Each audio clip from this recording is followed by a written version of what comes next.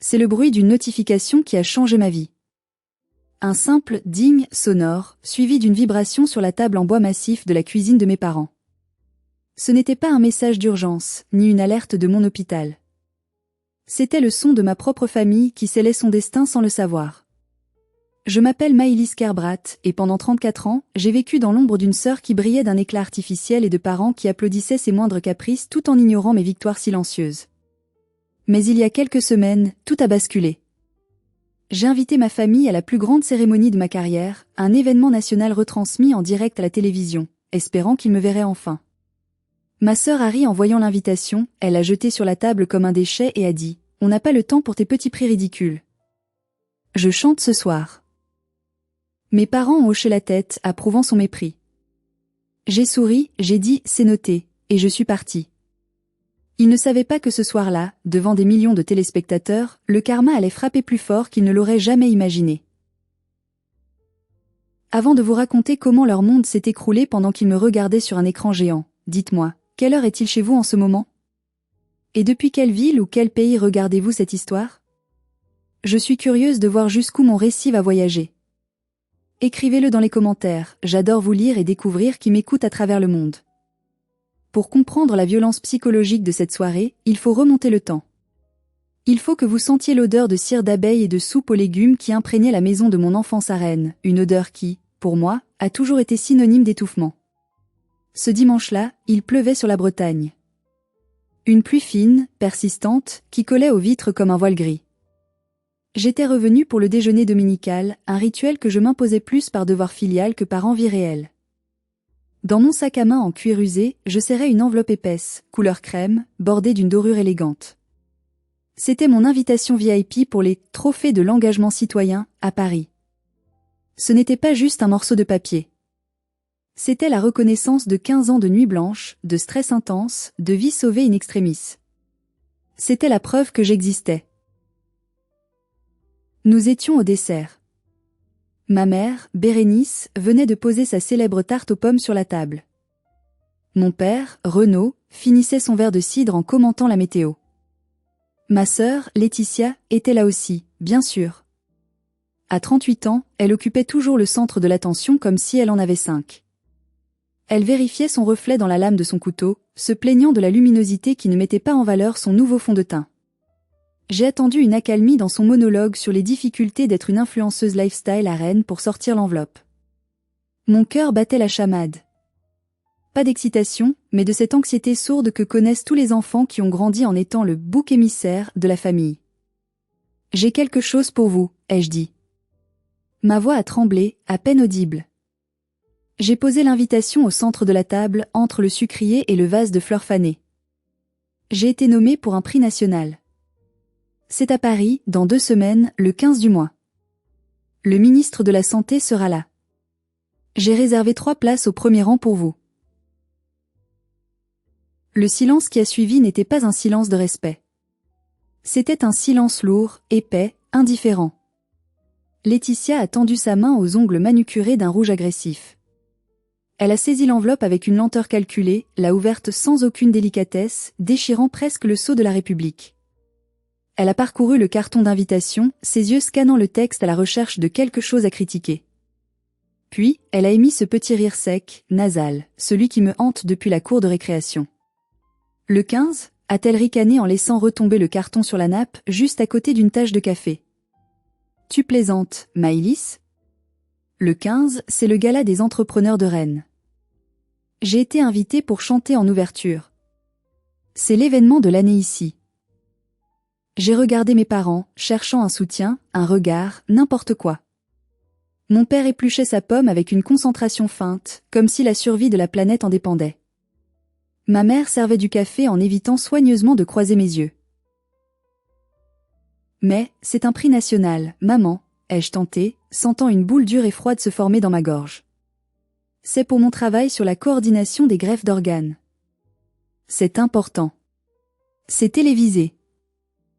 Oh, arrête avec tes histoires d'hôpital morbide, m'a coupé Laetitia, balayant l'air de sa main comme pour chasser une mouche gênante. On parle de ma carrière, là. Il y aura des promoteurs immobiliers, des investisseurs, toute la haute société de la région. C'est là que ça se passe. Pas dans une salle poussiéreuse à Paris avec des vieux médecins ennuyeux qui parlent de maladie. J'ai insisté, la voix de plus en plus faible. Maman? Tu avais dit que tu voulais voir Paris cette année. C'est l'occasion. Tout est payé par le ministère. L'hôtel, le train. Ma mère a enfin levé les yeux.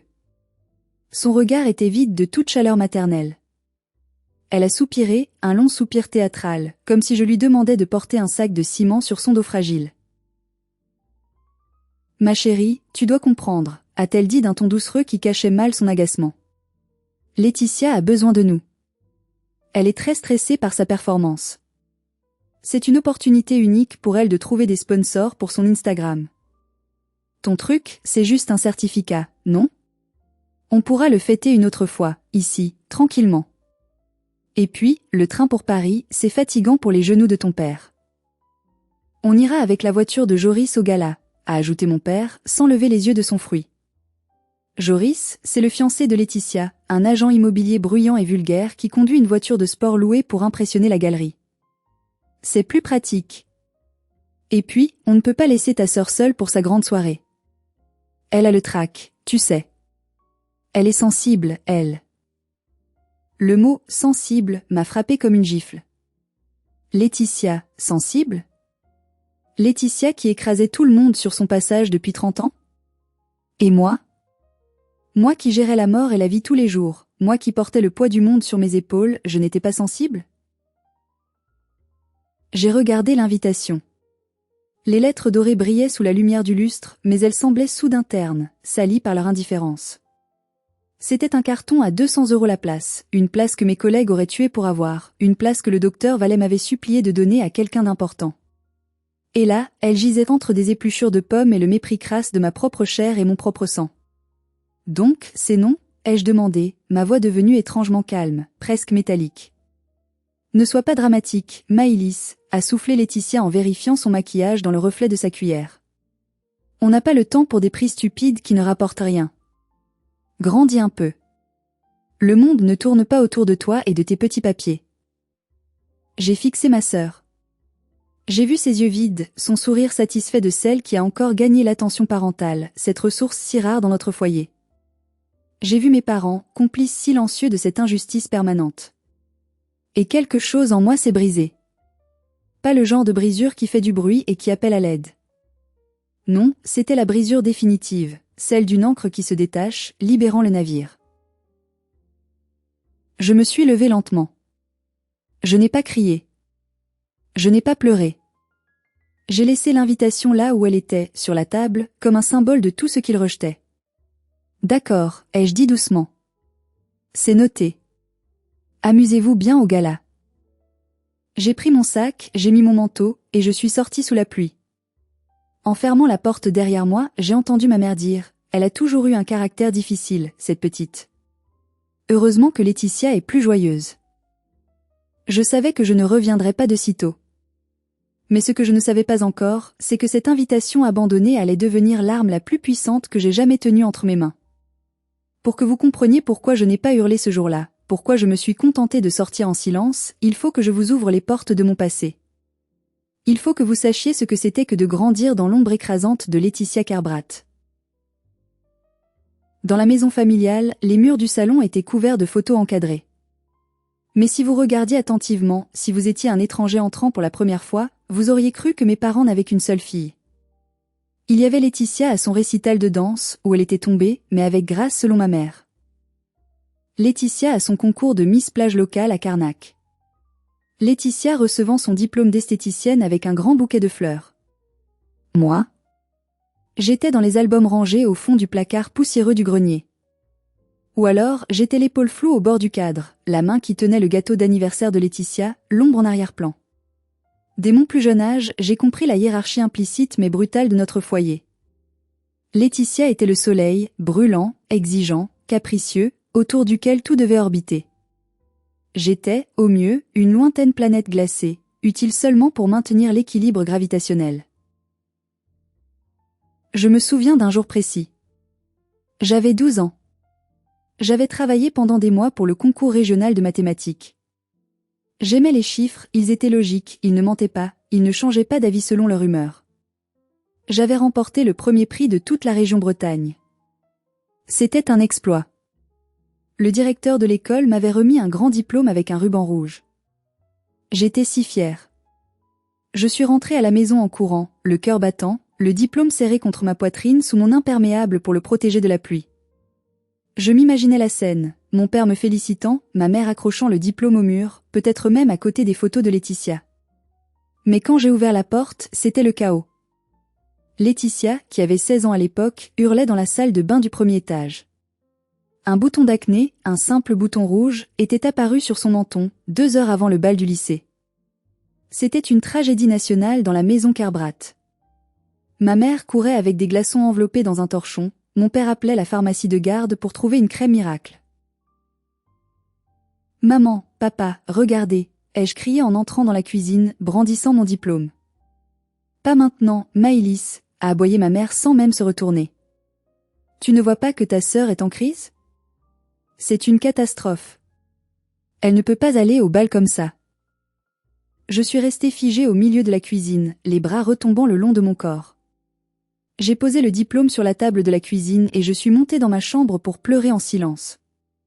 Le soir même, alors que le calme était revenu après le départ de la princesse, maquillée à outrance pour cacher son imperfection, je suis redescendue. J'ai retrouvé mon diplôme dans la cuisine.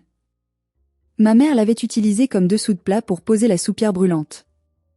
Le papier était roussi, le sceau officiel était brûlé, illisible, taché de gras. « Oh, pardon Maëlys », avait-elle dit distraitement en essuyant la table quand elle a vu mon regard horrifié. Je n'avais rien d'autre sous la main. C'était juste du papier, non ? L'important, c'est que ta sœur se sente belle ce soir. Elle était si angoissée, la pauvre chérie. Juste du papier. Mon travail, ma fierté, réduit à un ustensile de cuisine pour protéger la nappe. C'est là que j'ai commencé à courir. Littéralement. Je me suis mise au marathon. Courir était la seule chose qui m'appartenait totalement. Quand je courais, personne ne me demandait de m'effacer, personne ne me demandait de laisser la place à Laetitia. La douleur dans mes poumons était réelle, elle était à moi, elle me prouvait que j'existais. Je partais tôt le matin, avant que la maison ne se réveille pour servir le petit déjeuner au lit à Laetitia, et je courais jusqu'à l'épuisement le long des quais de la Vilaine, dans le froid et la brume. C'est aussi pour cela que j'ai choisi mon métier. Coordinatrice de prélèvement d'organes et de tissus. C'est un travail de l'ombre par excellence. C'est un métier invisible. Quand une tragédie survient, quand une famille pleure un être cher, j'arrive. Je suis celle qui organise la logistique impossible pour que la mort donne la vie. Je suis celle qui reste éveillée pendant 30 heures d'affilée, les yeux rivés sur des écrans, pour qu'un cœur arrive à temps de Brest à Marseille. Personne ne connaît mon nom. Personne ne voit mon visage. Les chirurgiens reçoivent les applaudissements, les patients reçoivent la vie, et moi, je reçois la satisfaction silencieuse du devoir accompli.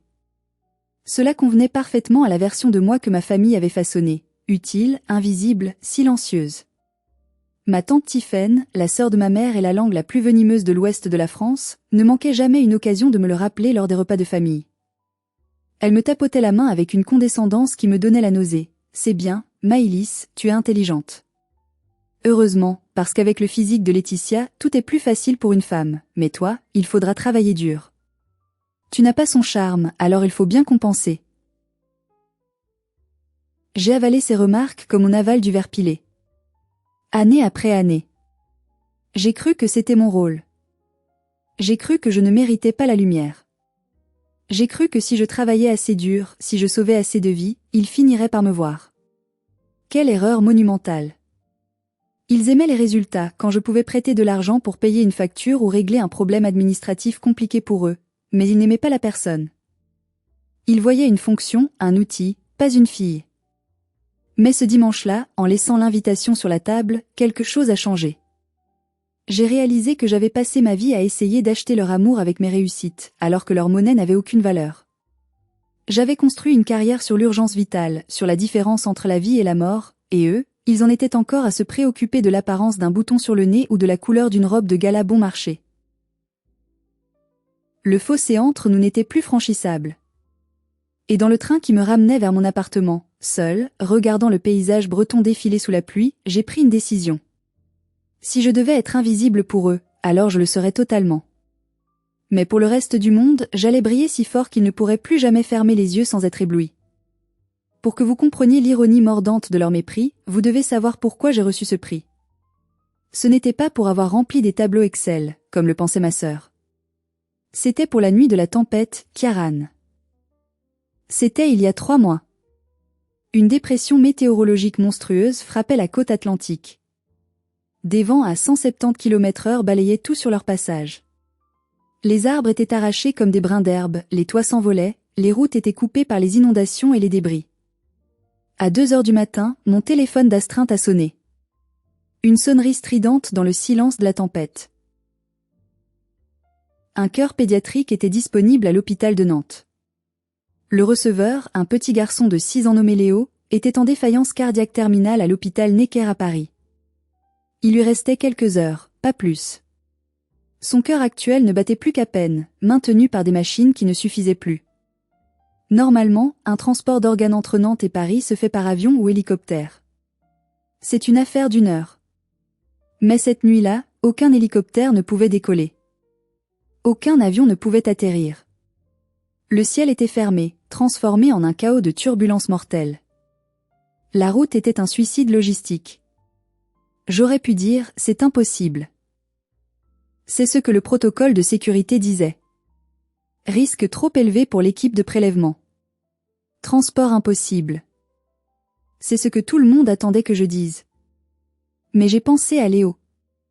J'ai pensé à ses parents qui attendaient ce coup de fil comme une sentence divine, assis dans un couloir d'hôpital froid, espérant un miracle. Alors, j'ai refusé la fatalité. J'ai transformé mon bureau en quartier général de guerre. J'ai appelé le préfet de région en pleine nuit. J'ai réveillé des directeurs de la SNCF chez eux. J'ai négocié, j'ai supplié, j'ai menacé. J'ai coordonné l'ouverture exceptionnelle d'une ligne TGV spéciale, un train fantôme sécurisé par des équipes techniques qui dégageaient les voies mètre par mètre devant la locomotive, affrontant les branches qui tombaient. J'ai organisé une escorte de gendarmerie, gyrophares hurlants, pour amener le greffon de l'hôpital à la gare à travers la ville dévastée par la tempête. Pendant 4 heures, je n'ai pas respiré. Je suivais le point bleu du GPS sur mon écran, priant pour que le train ne soit pas bloqué par une chute d'arbre ou une coupure de courant. Chaque minute perdue était une cellule du cœur qui mourait. Je sentais le froid de la pièce, mais je transpirais d'angoisse. Et vous savez ce qui se passait sur mon téléphone personnel pendant que je tenais la vie d'un enfant au bout de mes doigts gelés? Le groupe WhatsApp, Famille Kerbrat, vibrait sans arrêt. Dim. Laetitia, les filles, j'hésite trop. Injection dans les lèvres ou pas? Joris dit qu'il aime bien le naturel, mais bon, pour le gala, il faut que je sois top. Dim. Maman, fais-le ma chérie, ça te donnera un coup de jeune. Tante Tiphaine connaît une bonne adresse pas chère à Lorient. On peut y aller demain. Dim. Laetitia, Maëlys, tu ne réponds jamais. T'es encore en train de dormir ou quoi? On a besoin de ton avis pour la couleur du rouge à lèvres. C'est urgent. J'ai regardé ces messages s'afficher sur l'écran. J'avais le combiné rouge des urgences dans une main, mes yeux brûlaient de fatigue, mon cœur se serrait d'angoisse pour le petit Léo, et ma famille me reprochait de ne pas valider une injection de Botox. Le mot urgent utilisé pour un rouge à lèvres, alors qu'un enfant se mourait, m'a donné la nausée. Je n'ai pas répondu. J'ai posé mon téléphone personnel face contre le bureau, écran contre le bois froid. J'ai choisi Léo. J'ai choisi la vie. Le cœur est arrivé à Paris avec 12 minutes de marge sur le temps d'ischémie maximum. L'opération a réussi.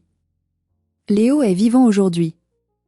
C'est pour cette coordination impossible, pour avoir refusé de baisser les bras face aux éléments, que le ministère a décidé de me remettre ce prix. Maintenant, je vous pose la question, à vous qui m'écoutez. Mettez-vous à ma place un instant. Si vous étiez en train de sauver une vie au milieu d'une tempête apocalyptique, et que votre famille vous harcelait pour des futilités cosmétiques en vous traitant d'égoïste parce que vous ne répondiez pas. Qu'auriez-vous fait? Auriez-vous jeté le téléphone contre le mur? Auriez-vous pleuré? Dites-moi dans les commentaires ce que vous auriez ressenti à ce moment précis. J'ai besoin de savoir que je ne suis pas folle. Ce soir-là, quand je suis rentrée chez moi au petit matin, épuisée mais victorieuse, je n'ai rien dit à ma famille. Je savais qu'ils ne comprendraient pas. Ils auraient dit « Ah, c'est bien. Dis, tu peux nous prêter 50 € pour l'essence ?» Leur silence sur ma vie était devenu ma protection. Mais ce silence allait prendre fin. Le prix national n'était pas seulement une reconnaissance professionnelle. C'était la preuve tangible, irréfutable, que ce que je faisais comptait. Que je comptais. Et c'est cette preuve qu'ils allaient devoir affronter, qu'ils le veuillent ou non. Le jour J est arrivé. Je suis descendue du TGV à la gare Montparnasse à Paris, et l'air m'a semblé différent. Plus léger. Plus électrique. Loin de l'humidité oppressante de Rennes, Paris brillait d'une lumière prometteuse. L'organisation du prix m'avait logé dans un hôtel 5 étoiles près de la place de la Concorde, un de ces palaces où les tapis sont si épais qu'on n'entend pas ses propres pas. Ma chambre était plus grande que tout l'appartement de ma sœur. Il y avait des fleurs fraîches sur la table, des orchidées blanches, et une carte manuscrite signée par le comité d'organisation « Merci pour votre courage ». J'ai pris une longue douche chaude, laissant l'eau brûlante laver les dernières traces de culpabilité que ma mère avait essayé de m'implanter par téléphone la veille. « Tu es sûr que tu ne veux pas descendre à Rennes ce week-end ? Joris a eu une promotion, on va fêter ça, il a vendu 2 maisons. » J'avais raccroché poliment, prétextant une mauvaise connexion. J'ai enfilé ma robe. Je l'avais achetée seule, dans une boutique de créateurs rue Saint-Honoré, sans demander l'avis de personne. Une robe longue, en soie bleu saphir, structurée, élégante, d'une simplicité royale. Elle coûtait 2000 € toutes mes économies de primes de garde de nuit. En me regardant dans le grand miroir doré de la chambre, je ne voyais plus la petite Maëlys effacée en jean et basket. Je voyais une femme forte. Je voyais quelqu'un que je respectais. Je voyais enfin celle que j'étais à l'intérieur. Mais la vieille habitude est tenace, comme une cicatrice qui démange. Juste avant de descendre, j'ai cédé à une dernière faiblesse. J'ai pris un selfie dans le miroir. J'étais magnifique, la lumière du lustre se reflétait dans mes yeux. J'ai envoyé la photo sur le groupe familial avec ce message simple « Je suis prête ». La cérémonie commence dans 1 heure. C'est diffusé sur les chaînes d'infos. J'aurais aimé que vous soyez là. La réponse a été immédiate, brutale, comme une gifle donnée avec un gant de fer. Un message vocal de Laetitia. Je l'ai écouté, le téléphone collé à mon oreille. En fond sonore, j'entendais de la musique techno bas de gamme et des éclats de voix vulgaires. Bruit de mastication de chewing-gum, ouais, salut Maëlys. Écoute, arrête de spammer le groupe, là. Je suis en plein maquillage pour le gala, je suis hyper stressée. Ta robe, mouais, ça fait un peu vieux jeu, non? On dirait un truc de vieille. Enfin bref, profite de ta petite soirée. Nous, on a du vrai réseautage à faire. Bisous. Puis un message de ma mère, un simple pouce levé. Signe pouce vers le haut. Pas un tu es belle. Pas un bonne chance.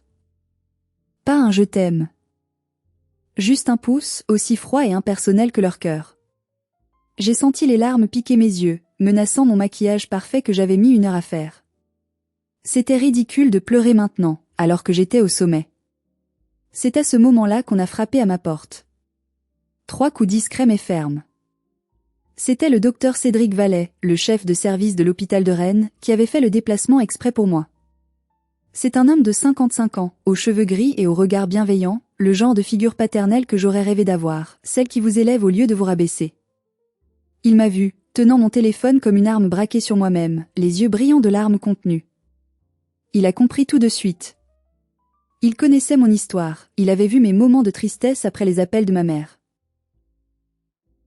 Maëlys, a-t-il dit doucement en entrant dans la chambre.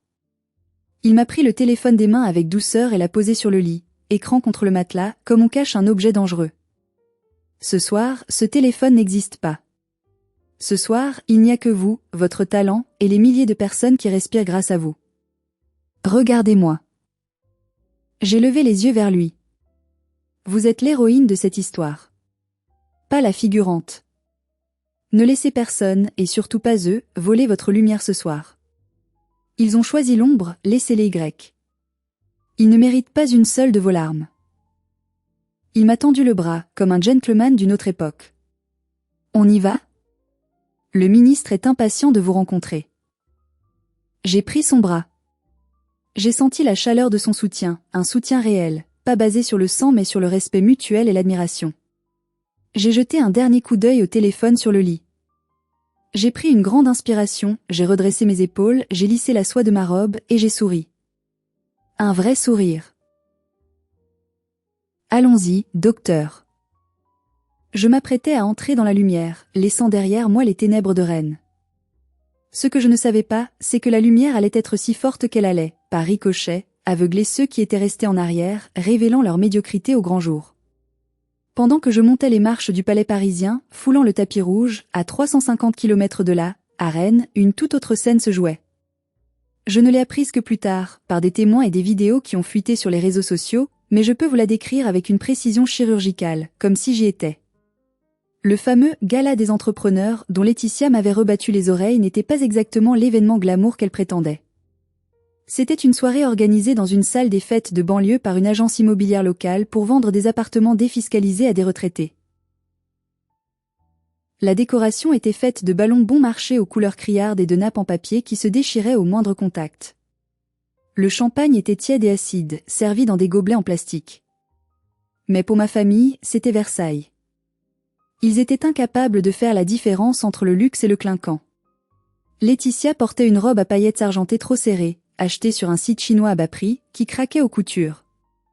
Elle se pavanait entre les tables, un verre à la main, riant trop fort, essayant d'attirer l'attention de n'importe quel homme en costume cravate, persuadé d'être la reine de la soirée. Joris, son fiancé, était déjà ivre après 1 heure, le visage rouge, racontant des blagues lourdes et sexistes à des investisseurs gênés qui regardaient leur montre en espérant pouvoir partir vite. Mes parents, Renaud et Bérénice, étaient assis à une table mal placée, près des toilettes. Mais ils rayonnaient. Ils disaient à qui voulait l'entendre, arrêtant les serveurs pour leur parler, « Ma fille va chanter l'ouverture. C'est une artiste, vous savez. Elle a failli faire The Voice, ils l'ont suppliée mais elle a refusé pour se consacrer à sa carrière locale. » Un mensonge éhonté, elle n'avait jamais passé les présélections car elle avait peur du jury. « Et votre autre fille ?» a demandé poliment une dame assise à côté d'eux, une femme d'affaires élégante, la soixantaine, qui s'ennuyait ferme et cherchait à faire la conversation. Ma mère a fait un geste vague de la main, comme pour chasser une mauvaise odeur. « Oh, Maëlys ? Elle est à Paris pour un truc de boulot. Administratif, vous voyez. Pas très intéressant. Elle remplit des papiers. Elle n'a pas la fibre artistique de Laetitia. Elle est très effacée. » Puis, le moment de gloire de Laetitia est arrivé. L'organisateur, un homme chauve et transpirant dans un costume trop grand, a pris le micro qui grésillait terriblement. Et maintenant, pour lancer la soirée, voici notre talent local. Laetitia. Quelques applaudissements polis et mous ont résonné. Laetitia est montée sur la petite estrade en bois qui servait de scène. Elle a saisi le micro comme si elle était Céline Dion au Stade de France.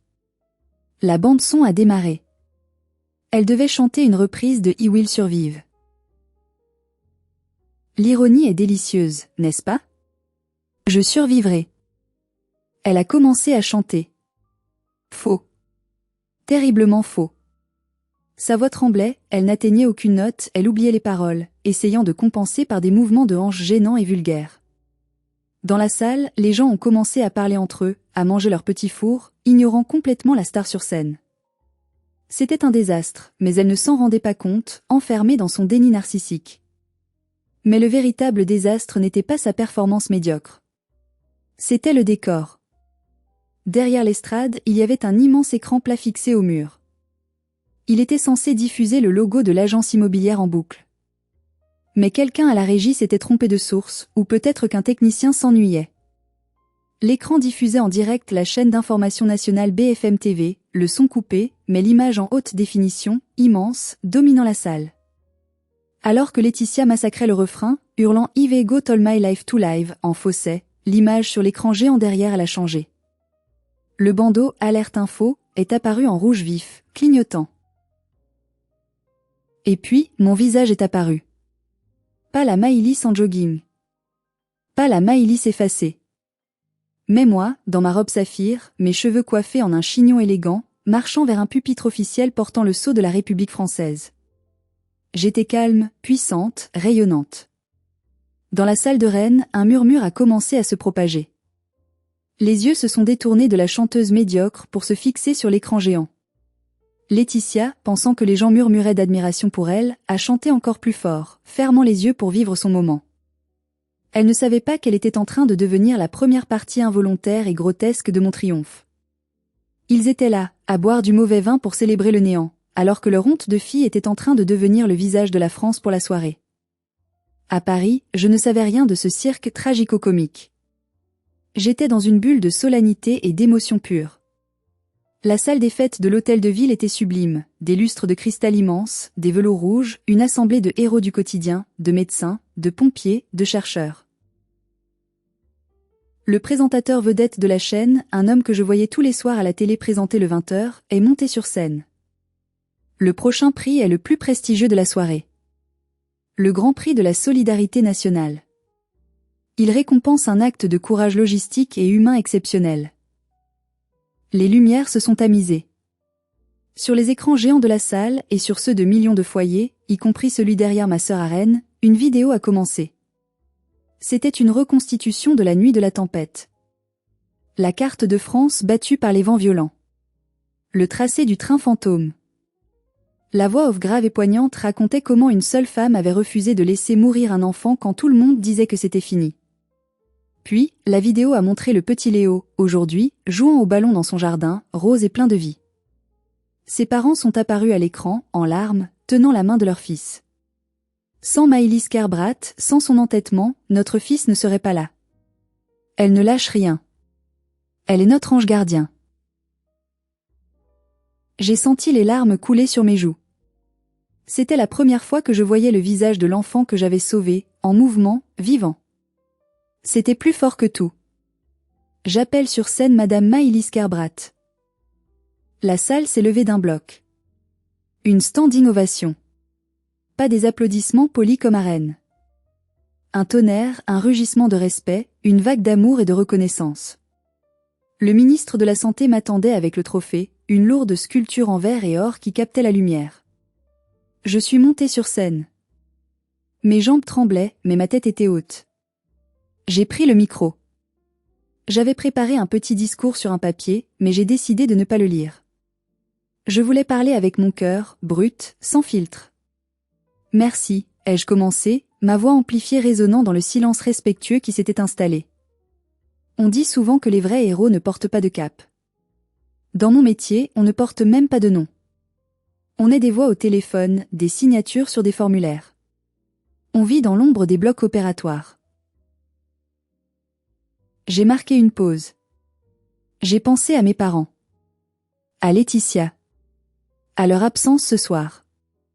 À cette chaise vide que j'avais imaginée pour eux et qu'ils avaient refusée. Ce soir, je veux dédier ce prix à tous ceux qui travaillent quand personne ne regarde. À ceux qui sont invisibles, mais essentiels. Je remercie le docteur Vallet qui a cru en moi quand je doutais de ma propre valeur. Je remercie mon équipe qui a bravé la tempête avec moi. J'ai pris une grande inspiration. C'était le moment de vérité. On m'a souvent fait sentir que ma place était au second rang. Que mon travail n'était pas assez brillant, pas assez glamour. Mais ce soir, en voyant le sourire du petit Léo sur cet écran, je sais une chose, la vraie lumière n'est pas celle des projecteurs ou des paillettes. La vraie lumière, c'est celle qu'on allume dans les yeux d'un enfant condamné. Et cette lumière-là, personne ne pourra jamais l'éteindre. Merci. Je n'ai pas prononcé le mot famille. Pas une seule fois. Pas de merci à mes parents pour leur soutien. Rien. Juste un silence assourdissant là où leur nom aurait dû être. C'était mon message pour eux, un message codé par l'absence. Les applaudissements ont redoublé, plus fort encore. Le ministre m'a serré la main chaleureusement, me murmurant « La France a besoin de gens comme vous ». Les flashs des photographes crépitaient comme des feux d'artifice.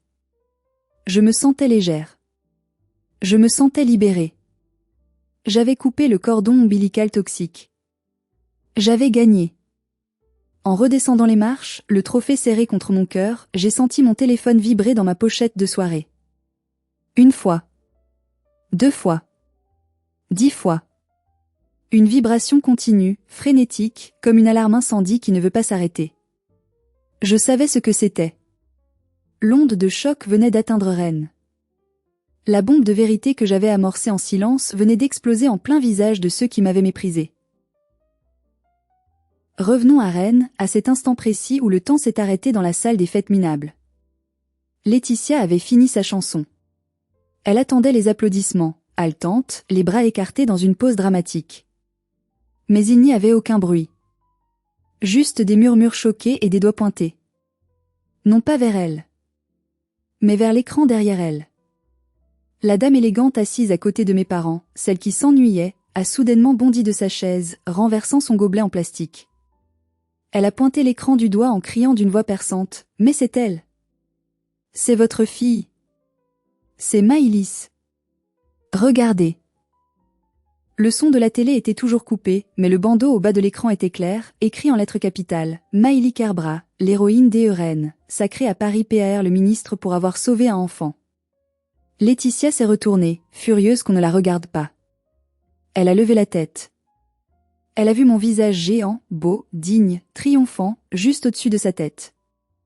L'image de moi serrant la main du ministre contrastait violemment avec elle, en sueur, le maquillage coulant, dans sa robe bon marché, devant une salle à moitié vide qui se fichait d'elle.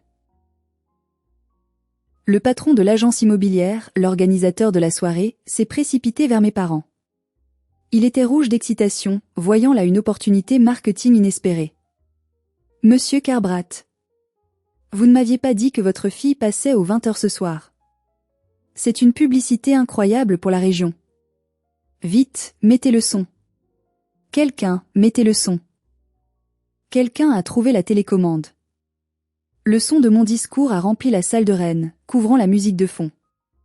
Ma voix calme, posée, disant, on m'a souvent fait sentir que ma place était au second rang. Le silence dans la salle de fête était total, absolu. Mes parents étaient pétrifiés, figés comme des statues de sel. Mon père avait sa fourchette en l'air, la bouche ouverte, incapable de comprendre. Ma mère était devenue blême, serrant son sac à main comme si c'était une bouée de sauvetage dans un naufrage. Ils entendaient ma voix. Ils voyaient la salle parisienne, le luxe, l'importance de l'événement. Et surtout, ils sentaient le regard des autres invités sur eux. Des regards qui passaient de l'écran glorieux à leur table minable près des toilettes. « Attendez !» a dit un investisseur à voix haute, brisant le silence.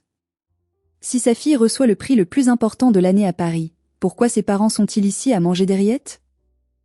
La question a flotté dans l'air, cruelle, juste, inévitable. Laetitia, sur scène, a senti le sol se dérober sous ses talons hauts. Joris, son fiancé, a lâché un rire ivre et stupide. « Putain, ta sœur est une star en fait. Et toi tu nous casses les oreilles depuis 1 heure. » C'était le coup de grâce.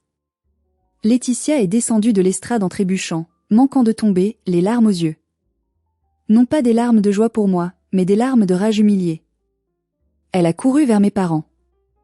« Pourquoi vous ne m'avez pas dit que c'était ça ?» a-t-elle sifflé, accusatrice, pointant son doigt manucuré vers eux, comme si c'était leur faute si elle était ridicule. « On ne savait pas », a balbutié ma mère, la voix tremblante. Elle a dit que c'était un petit prix. « Mais c'est magnifique », s'est exclamée la dame élégante, qui s'avérait être la femme du maire de Rennes, ironie du sort, présente incognito. Elle s'est tournée vers ma mère avec un sourire qui n'atteignait pas ses yeux. « Vous devez être si fière. Quel sacrifice vous avez fait, de rester ici pour soutenir l'économie locale alors que votre fille est honorée par la nation entière.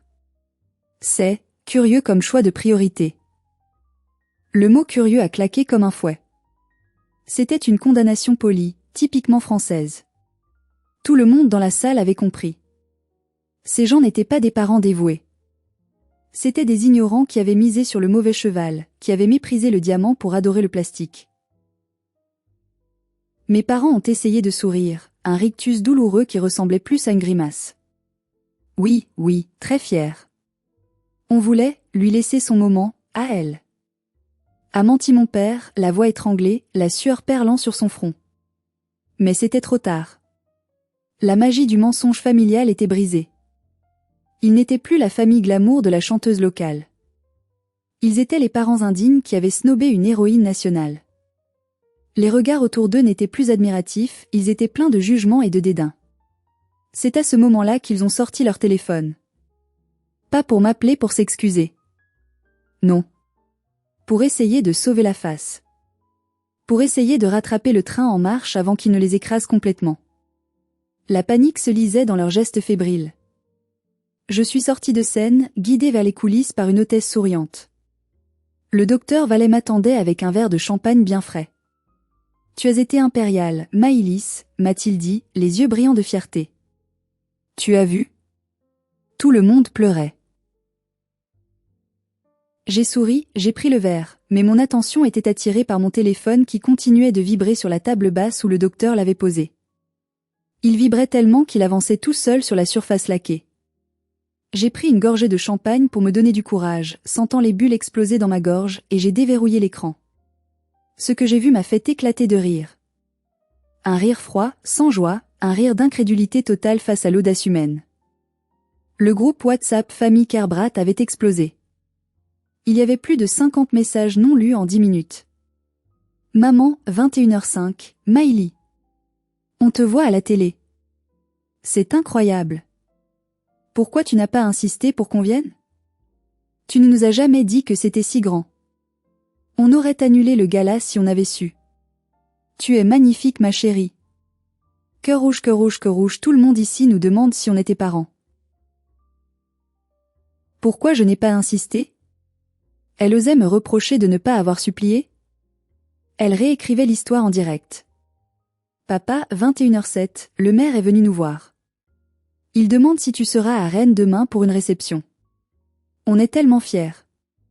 J'ai dit à tout le monde que c'est moi qui t'avais appris la persévérance et le sens du devoir. Appelle-nous vite. On doit organiser ton retour. La persévérance? La seule chose qu'il m'avait apprise, c'était comment me taire et me faire petite pour ne pas déranger sa précieuse Laetitia. Il s'attribuait mon mérite sans aucune vergogne. Tante Tiphaine, sur Facebook, notification taguée, une photo floue de son écran télé montrant mon visage, avec la légende pleine d'émojis, ma nièce adorée, mon petit génie. Je l'ai toujours soutenue depuis qu'elle est bébé. Le sang Kerbrat ne ment pas. Félicitations ma puce. Je savais que tu irais loin. Celle-là même qui m'avait dit à Noël que je finirais vieille fille avec mes chats parce que j'étais trop intense et pas assez féminine. Et enfin, le message de Laetitia. Le plus toxique de tous. Laetitia, 21h15. Bon, ok, tu as gagné ton quart d'heure de gloire. Joris est comme un fou, il n'arrête pas de dire qu'il te connaît. Écoute, j'ai une idée géniale. Demain, la presse va vouloir te voir. On pourrait faire une interview ensemble? Les sœurs Kerbrat, l'héroïne et l'artiste. Ça ferait un buzz énorme pour mon compte Insta et ça montrerait qu'on est une famille unie. Réponds-moi vite, je dois prévenir les journalistes. Ne fais pas la gamine rancunière. J'ai relu ce dernier message 3 fois. Même dans sa défaite, elle essayait de voler une part du gâteau. Elle ne me félicitait pas. Elle ne s'excusait pas de m'avoir traité d'inutile. Elle me proposait un partenariat. Elle voulait utiliser mon prix national, mon travail acharné, pour booster ses ventes de produits de régime et sa carrière de chanteuse ratée. C'était d'un cynisme absolu. Le docteur Vallet a regardé par-dessus mon épaule. Il a lu les messages. Son visage s'est durci, sa mâchoire s'est crispée. Ils n'ont aucune honte, a-t-il murmuré avec dégoût. Ils retournent leur veste plus vite que le vent ne tourne en Bretagne. Qu'est-ce que tu vas faire? J'ai regardé l'écran. J'ai vu leur hypocrisie s'étaler en pixels lumineux. J'ai vu leur panique. Ils ne m'aimaient pas plus qu'hier. Ils aimaient juste la lumière qui se reflétait sur moi. Ils voulaient être sur la photo, ils voulaient les miettes de ma gloire. J'ai senti une calme détermination m'envahir. J'avais passé ma vie à répondre, à expliquer, à essayer de justifier mon existence, à chercher leur validation. Rien, ai-je répondu au docteur, ma voix ferme. Je ne vais rien faire. Pas ce soir. Je ne vais pas leur donner ce qu'ils veulent, mon attention. J'ai éteint mon téléphone. J'ai fait glisser le bouton éteindre et j'ai regardé l'écran devenir noir. C'était comme fermer la porte d'une pièce bruyante, sale et toxique. Le silence qui a suivi était délicieux. Ce soir, je fête ça avec ma vraie famille, ai-je dit en levant mon verre vers lui et mes collègues qui arrivaient, souriant, les bras ouverts. Eux, ils peuvent attendre. Et quand je répondrai, ce ne sera pas par SMS caché. Ce sera public. Ils veulent de la lumière ? Je vais leur en donner, mais pas celle qu'ils espèrent.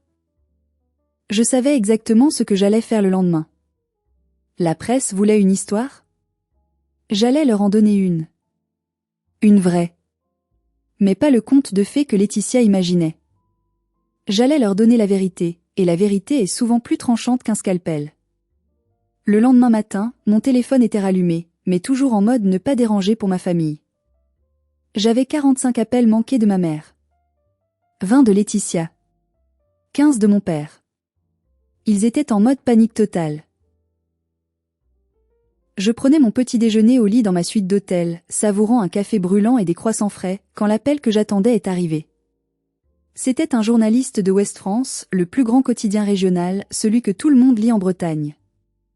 Mademoiselle Kerbrat, toutes nos félicitations. La Bretagne est fière de vous. Nous aimerions faire un portrait exclusif. Votre famille, que nous avons contactée ce matin, nous dit qu'ils sont impatients de raconter votre enfance et comment ils vous ont poussé vers l'excellence. Votre sœur parle même d'une collaboration artistique avec vous. J'ai souri en croquant dans mon croissant. Ils avaient essayé de prendre le contrôle de la narration dès l'aube. Ils voulaient jouer aux parents modèles dans le journal, effacer l'humiliation de la veille. Monsieur, ai-je dit d'une voix claire et professionnelle. Je vous accorde l'interview. Mais à une condition. Je veux valider l'angle de l'article. Et je veux parler de la réalité du soutien, pas de la fiction. Je veux parler du prix de la réussite. Le journaliste, sentant le scoop et la tension, a baissé le ton. Je vous écoute, mademoiselle. Écrivez ceci, et mettez-le en titre si possible. Le succès est un chemin solitaire. Ma famille n'était pas là hier soir. Ils avaient, et je cite leurs mots exacts, mieux à faire. Mieux à faire qu'un prix national remis par le ministre, a demandé le journaliste, incrédule, son stylo grattant frénétiquement le papier. Oui. Un gala immobilier local pour vendre des appartements. C'était leur priorité. Et c'est leur droit absolu. Mais s'il vous plaît, par respect pour la vérité, ne les laissez pas s'attribuer le mérite d'un voyage qu'ils ont refusé de faire. Ils ont jeté l'invitation. Ne les laissez pas la ramasser maintenant qu'elle est en or. L'article est sorti en ligne 2 heures plus tard. Le titre était cinglant, terrible, Maëlys Kerbrat, l'héroïne solitaire que sa propre famille n'a pas vu venir. L'article racontait tout, l'absence, le gala concurrent, mon dévouement solitaire. Mais je ne me suis pas arrêtée là. J'avais besoin de clore le chapitre visuellement. J'avais besoin d'une preuve irréfutable pour que personne ne puisse dire que j'exagérais. J'ai ouvert mon Instagram. J'avais gagné 10 000 abonnés dans la nuit. Des gens du monde entier me félicitaient. J'ai posté une seule photo. C'était celle que j'avais prise avant de partir de la maison familiale, ce fameux dimanche pluvieux, le carton d'invitation VIP, froissé, gisant sur la table de la cuisine entre une tache de sauce brune et des épluchures de pommes, abandonnées comme un déchet. La légende était simple, mais elle portait le poids de 30 ans de silence. Parfois, le ticket pour le succès est celui que vos proches jettent à la poubelle parce qu'ils ne croient pas en vous. Merci de ne pas être venu hier soir. Votre absence m'a donné la place de grandir. Je ne suis pas le produit de votre soutien, je suis le résultat de ma résilience. #selfmade, #familytoxique, #trousse, #nomorlie. J'ai tagué Laetitia. J'ai tagué ma tante Tiffaine. J'ai tagué l'agence immobilière du gala. L'effet a été nucléaire. Immédiat. En 1 heure, les commentaires ont afflué par milliers. Les gens de Rennes qui étaient au gala ont commencé à témoigner sous mon post. J'y étais. C'est vrai. Sa sœur chantait faux pendant qu'elle passait à la télé. C'était gênant. Les parents étaient morts de honte quand ils ont vu l'écran, ils ne savaient plus où se mettre, c'était épique. Quelle famille ingrate. Ils se vantaient de toi après t'avoir ignoré. Bravo Maëlys d'avoir réussi sans eux. Le compte Instagram de Laetitia, son précieux outil de travail, son identité, a été inondé de commentaires négatifs. C'est toi la sœur jalouse, fais qu'influencer. Tu devrais avoir honte de traiter ta sœur comme ça. Tu chantes comme une casserole mais tu te prends pour une star. Elle a essayé de m'appeler. J'ai regardé son nom s'afficher sur mon écran, Laetitia Sœur. Pour la première fois de ma vie, je n'ai ressenti aucune peur, aucune obligation, aucune culpabilité. Juste de la pitié pour cette femme qui avait besoin d'écraser les autres pour se sentir grande. J'ai appuyé sur le bouton rouge. Puis j'ai appuyé sur bloquer ce contact. Puis j'ai bloqué ma mère. Puis mon père. Puis tante Tiphaine. Chaque clic était comme couper une chaîne lourde et rouillée qui m'entravait depuis 30 ans. Je sentais mes épaules s'alléger physiquement. Je n'étais plus leur fille, leur sœur, leur faire-valoir, leur banquier, leur psy. J'étais Maëlys Kerbrat. Et j'étais libre. Les semaines qui ont suivi ont été un tourbillon, mais un tourbillon de reconstruction. Je ne suis pas retournée dans la maison familiale. Je n'ai pas voulu affronter leurs larmes de crocodile ou leurs excuses manipulatrices. J'ai envoyé un déménageur professionnel récupérer mes affaires restantes, mes livres, mes vêtements d'hiver. Il m'a raconté au téléphone que mes parents étaient assis dans le salon, les volets fermés en plein jour, n'osant plus sortir faire les courses parce que les voisins les regardaient de travers et chuchotaient sur leur passage. La honte sociale, dans une petite ville de province, est une punition bien plus efficace que n'importe quelle dispute. Laetitia a dû supprimer son compte Instagram public et en créer un nouveau, privé, avec seulement quelques amis. Sa carrière d'influenceuse locale était finie. Les marques ne voulaient plus s'associer à l'image de la mauvaise sœur. La réputation, c'est fragile. Surtout quand elle est bâtie sur du mensonge et de l'apparence. Son fiancé, Joris, l'a quitté peu de temps après, ne supportant pas d'être associé au ridicule de la situation. Quant à moi, j'ai utilisé la prime financière qui accompagnait mon prix pour faire quelque chose que je rêvais de faire depuis longtemps, mais que je m'interdisais pour rester disponible pour eux. J'ai acheté un appartement. À moi. Pas à Rennes, trop près de leurs fantômes. Mais à Saint-Malo, face à la mer, là où l'air est vif et salé. Un endroit où l'horizon est dégagé, où personne ne me fait de l'ombre. J'ai continué mon travail. Je sauve toujours des vies. Je coordonne toujours des greffes au milieu de la nuit. Je cours toujours des marathons. Mais je ne cours plus pour fuir ma maison. Je cours pour le plaisir de sentir le vent sur mon visage, pour sentir que je suis vivante. Il y a quelques jours, j'ai reçu une lettre manuscrite de mon père. Pas un SMS, une lettre envoyée à mon bureau. Il disait qu'il m'aimait, qu'ils avaient été maladroits, que la famille c'est sacré, qu'on ne devrait pas laver son linge sale en public. Il ne s'excusait pas vraiment pour le passé. Il disait juste qu'il voulait que les choses redeviennent comme avant. Il parlait de Noël, demandant si je viendrais. J'ai lu la lettre une fois. Puis je l'ai brûlée dans ma cheminée face à la mer. J'ai regardé le papier noircir et se recroqueviller, exactement comme mon diplôme de mathématiques il y a 20 ans. Je ne veux pas que les choses redeviennent comme avant.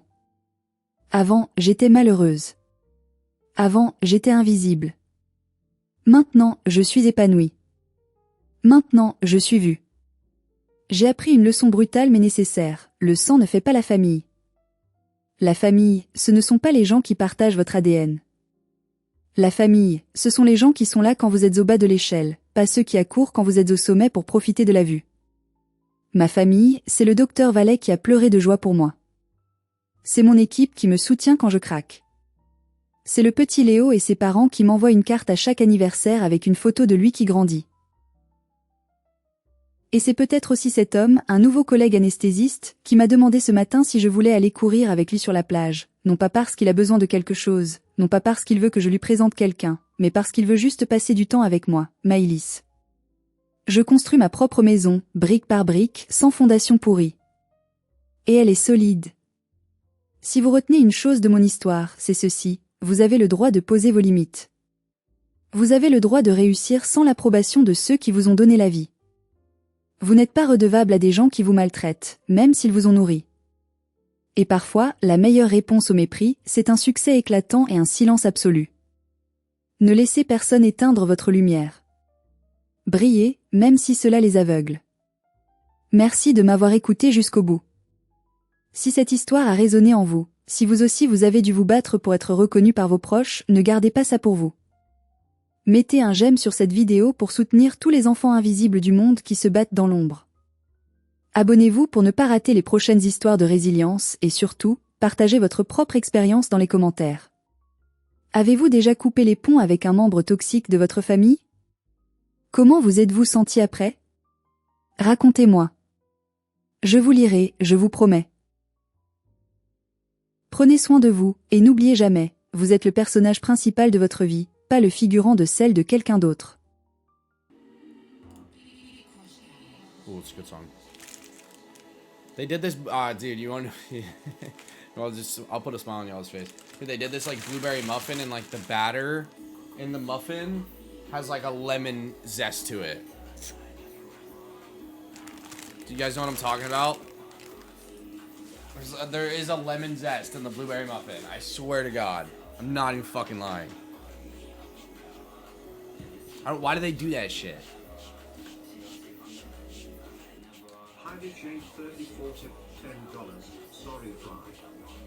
Guys, you're good. You're good. I thought I was gonna be able to do it. I'm a grown-ass man. I made my own decisions. I just was like, is it demonic? And then, like, I thought I saw a lot of no's. Like, I asked if there was, like, Ouija boards and shit. Like, is it, like, in that kind of, like, style of world? I should have been more specific. Not your fault. Not your fault. My fault. I'm good. It's all good. If you voted for it, you're all good. It's not your fault. I'm just gonna move on.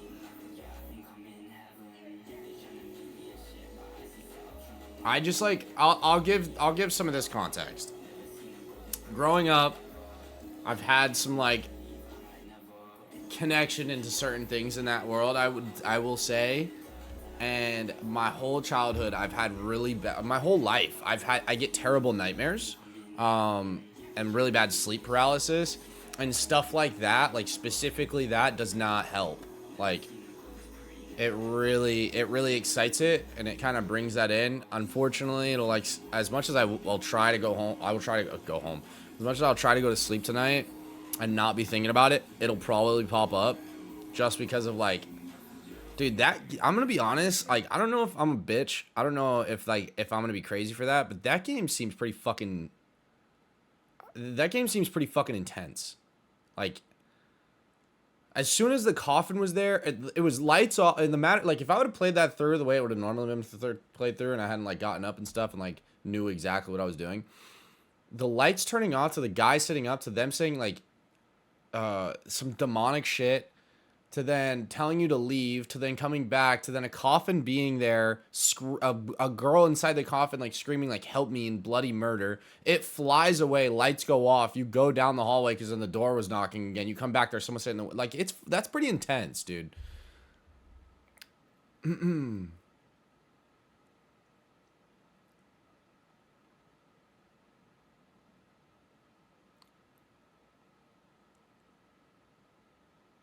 It gets worse. Like why? Like why? Like why does it get worse? Julie Allen C tipped $5. Maybe sleep wearing your cross tonight. I'm not even religious, but I'm not overly religious either. We've talked about some of the religion in the past, but I love you less than 3. Thanks for the 5 cross. Love it too. It's not really a religion thing, I don't think. Just kind of like maybe a medium. I don't know what it is. My whole life I've had it though.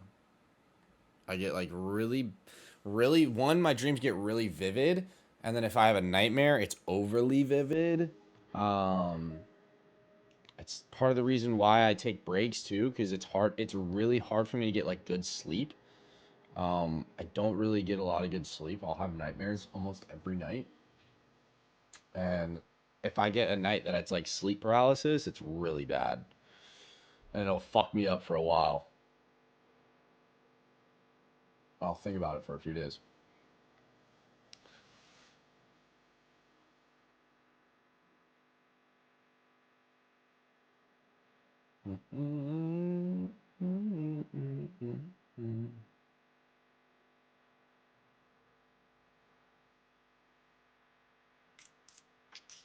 It's only with like demonic shit too. It's not like I can. Bill at Hot tipped $5. Hey Carter, do you have a specific sage that you use, or do you use any kind? I partly own a store with a friend and we make him sell a lot of sage and would like to send you some.